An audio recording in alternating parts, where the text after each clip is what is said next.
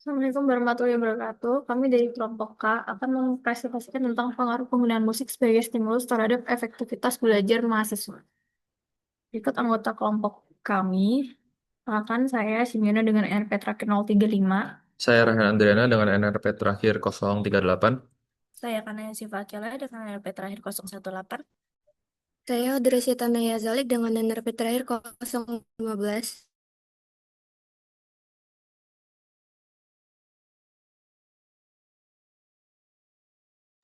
Jadi untuk latar belakang sendiri, mendengarkan musik itu kan menjadi kebiasaan mahasiswa ITS berkat akses mudah ke platform digital. Nah, jadi banyak yang merasa musik itu membantu fokus dan mood. Namun, sebagian lainnya tuh menilai musik itu mengganggu konsentrasi. Nah, perbedaan ini dipengaruhi genre, familiaritas lagu, durasi, serta jenis tugas yang mereka kerjakan.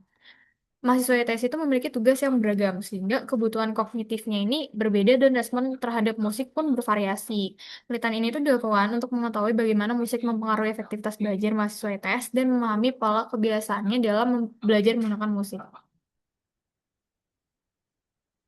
Next. Oke, rumusan masalahnya. Yang pertama, bagaimana kebiasaan dan persepsi mahasiswa ITS dalam mendengarkan musik ketika belajar atau mengerjakan tugas. Kedua, sejauh mana musik berpengaruh terhadap efektivitas belajar mahasiswa, khususnya kecepatan penyelesaian tugas. Tujuannya, pertama, mendeskripsikan kebiasaan dan persepsi mahasiswa ITS dalam mendengarkan musik untuk belajar. Kedua, menganalisis pengaruh musik terhadap efektivitas belajar mahasiswa, terutama dalam aspek produktivitas. Next.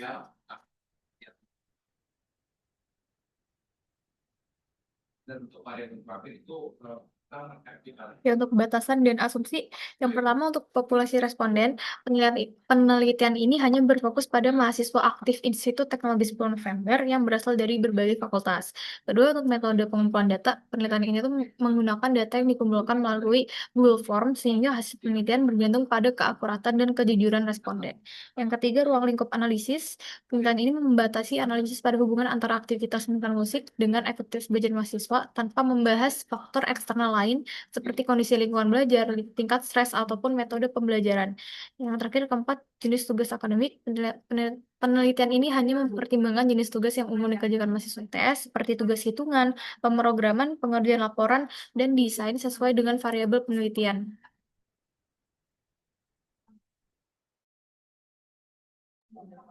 Baik, untuk tinjauan pustaka, dalam penelitian ini kami menggunakan beberapa dasar teori statistik. Yang pertama statistik deskriptif digunakan untuk perikas data, sortimen, median, modus, range, variance, dan standar deviasi. Lalu yang kedua itu ada statistik inferensial yang digunakan untuk menarik kesimpulan mengenai populasi melalui pengujian hipotesis. Next. Terus selanjutnya di sini ada metodologi penelitian, ditunjukkan ada flowchart kami. Jadi di sini kami menggunakan Google Form dan berhasil mendapatkan total 45 responden, di mana 43 diantaranya menggunakan musik ketika belajar. Berdasarkan perhitungan Solvin, jumlah minimal responden seharusnya 22. Jadi total responden kami sudah lebih dari cukup. Selain mengolah data secara manual, kami juga menggunakan software seperti Minitab untuk memastikan hasil yang kami dapatkan konsisten dan juga valid.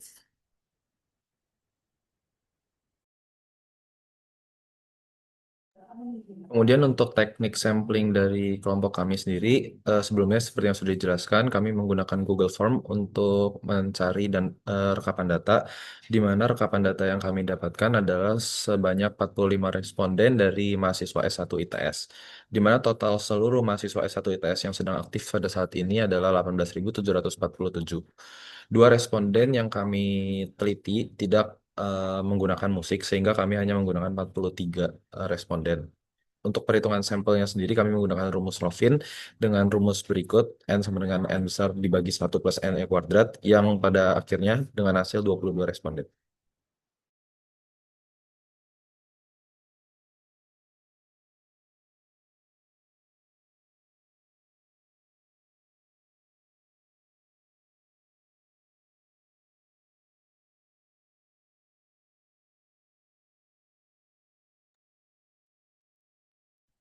Oke,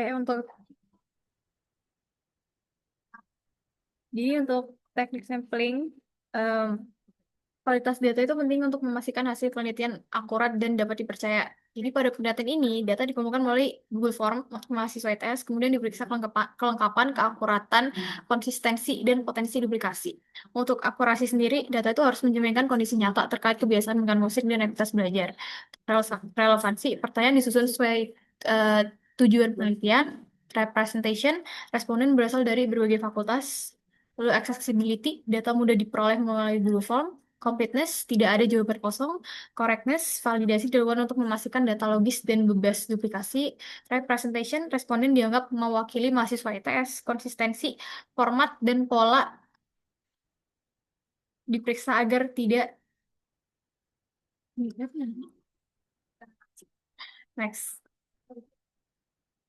Kemudian ini berikut adalah rekapan data hasil dari observasi yang kami lakukan. Untuk data yang kami peroleh melalui Google Form ini mencakup perspektif efektivitas belajar dengan dan tanpa musik. Kemudian yang kedua ada kebiasaan mahasiswa ITS dalam mendengarkan musik. Dan yang terakhir adalah terkait dengan durasi pengerjaan tugas dengan dan tanpa musik. Musik. Oke, lalu untuk uji keseragaman data, yang pertama itu durasi pengerjaan dengan musik. Jadi seluruh titik berada dalam UCL atau LCL. UCL sampai LCL terdapat dua diskontinuitas karena data kosong. Namun tidak ada titik yang melampaui batas kontrol. Kesimpulannya, data seragam dan layak untuk analisis lanjut. Lalu untuk yang pengerjaan tanpa musik, seperti itu berada dalam UCL LCL. Juga terdapat dua diskontinuitas akibat data kosong. Jadi tidak ada data yang keluar batas. Kesimpulannya, data seragam dan dapat digunakan untuk pengujian selanjutnya. Next. Baik, untuk uji kecukupan data, baik dari data untuk durasi pengerjaan tanpa musik dan data durasi dengan musik, keduanya ini mencukupi dan memenuhi syarat di mana durasi pengerjaan tanpa musik ini disarankan 33 orang jika dibulatkan ke atas, dan punya kita ini ada 45, sedangkan untuk yang dengan musik N-nya tuh 44 dan kita 45, sehingga artinya data ini layak dianalisis ke tahap berikutnya. Next.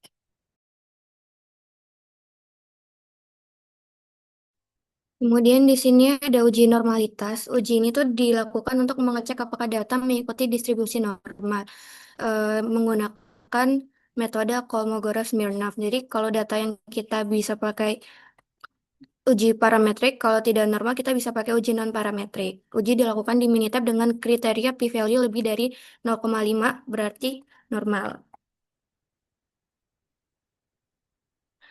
Kemudian hasilnya semua p-value kurang dari 0,010 sehingga data dinyatakan tidak normal. Karena asumsi normalitas tidak terpenuhi, analisis kemudian dilanjutkan dengan uji non-parametrik yaitu Wilcoxon Sign Rank Test. Next.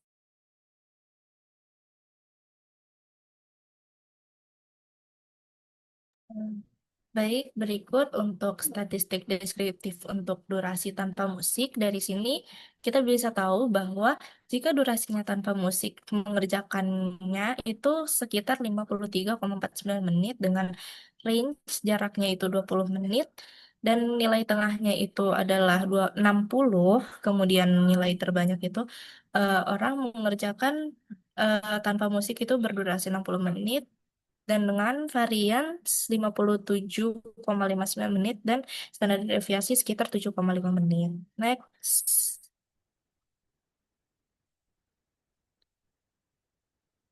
Kemudian di sini ada statistik deskriptif durasi dengan musik. Di sini kita bisa melihat bahwa rata-rata jika menggunakan musik ini durasinya turun menjadi 46,5 menit dengan range 30 menit dan nilai tengah 45 menit, dan modusnya adalah yang terbanyak itu nilainya 45 menit. Kemudian variansnya itu 59 menit, sekitar 60 menit, dan standar deviasinya itu 7,7 menit. Next. Nah, ini sama, ini kita untuk meninjau berapa tuh selisihnya. Kira-kira di sini tuh sekitar selisih antara tanpa dan antara dengan dan tanpa itu berkurang sekitar 7 menitan. Lalu range-nya sekitar 30 menit dan modusnya terbanyak ini orang-orang merasakan bahwa em, ada pengurangan sebesar 10 menit. Tuh, next. Kemudian eh, dari sini karena ini kami menganggap masih menganggap ini normal, data normal, jadi kami menggunakan metode Perti-test dengan hipotesis H0-nya ini kami berhipotesis bahwa rata-rata durasi orang dengan musik itu lebih besar, lebih besar sama dengan rata-rata orang yang mengerjakan durasinya tanpa musik. Nah, untuk hal alternatifnya itu kebalikannya, di mana eh, rata-rata orang yang mengerjakan dengan musik itu durasinya kurang dari rata-rata orang yang mengerjakan tanpa musik. Gitu. Untuk T-table-nya, di sini tuh karena menggunakan jumlah responnya 43, jadi kita dapat DF-nya 42 dan total signifikansinya itu 0,05 dari kepercayaannya itu 95%. Nah, dari situ kita dapat di table-nya itu min 1,682. Nah, kemudian kita hitung, masukkan ke rumus yang sudah tertera di situ hingga mendapatkan min 5,71. Nah, dari sini kita bisa lihat ini kan ada di bagian one sided di yang lower. Nah, karena ini lebih kecil daripada yang min 1,682, artinya H0-nya kita tolak dan H alternatifnya yang kita terima. Nah, untuk confidence intervalnya ini berarti setelah kita hitung ini rata-rata selisihnya itu paling besar kita dapat itu min 4,92 dan itu bisa lebih besar lagi. Misalnya bisa min kurang dari 9 menit atau selanjutnya. Next.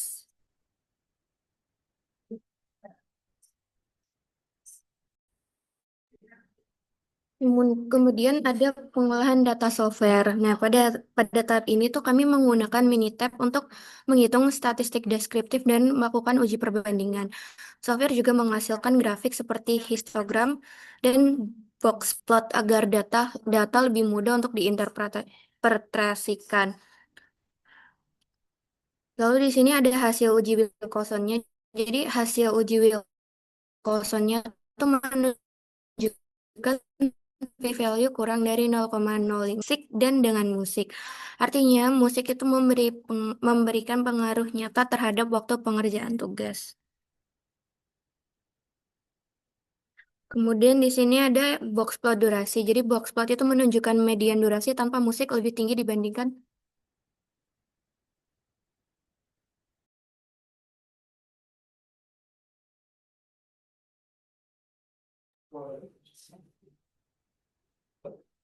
Kemudian ini ada analisis dan interpretasi data, di mana sebelumnya untuk penggunaan t-test digunakan bar chart, dan untuk penggunaan Wilcoxon itu digunakan box plot. Sebelumnya eh, pada t-test ini ketika dilakukan uji data, distribusinya data ini tidak bersifat normal. Maka kemudian kami menggunakan Wilcoxon yang pada akhirnya membuktikan bahwa keduanya ini terbukti secara valid dan normal.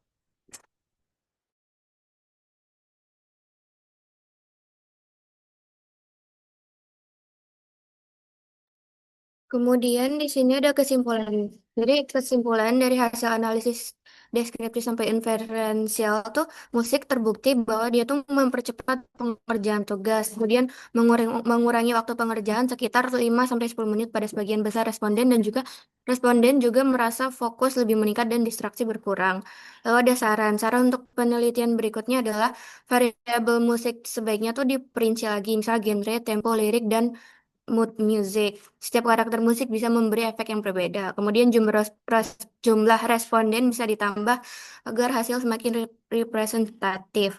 Kemudian penelitian juga bisa mencakup jenis tugas berbeda karena musik mungkin lebih efektif untuk tugas tertentu saja. Lalu untuk mahasiswa, penggunaan musik bisa disesuaikan preferensi pribadi karena tiap orang merespon musik secara unik.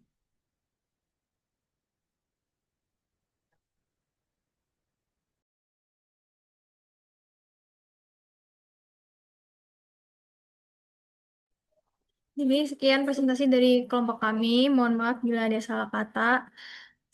Kurang lebihnya kami cukupkan. Terima kasih.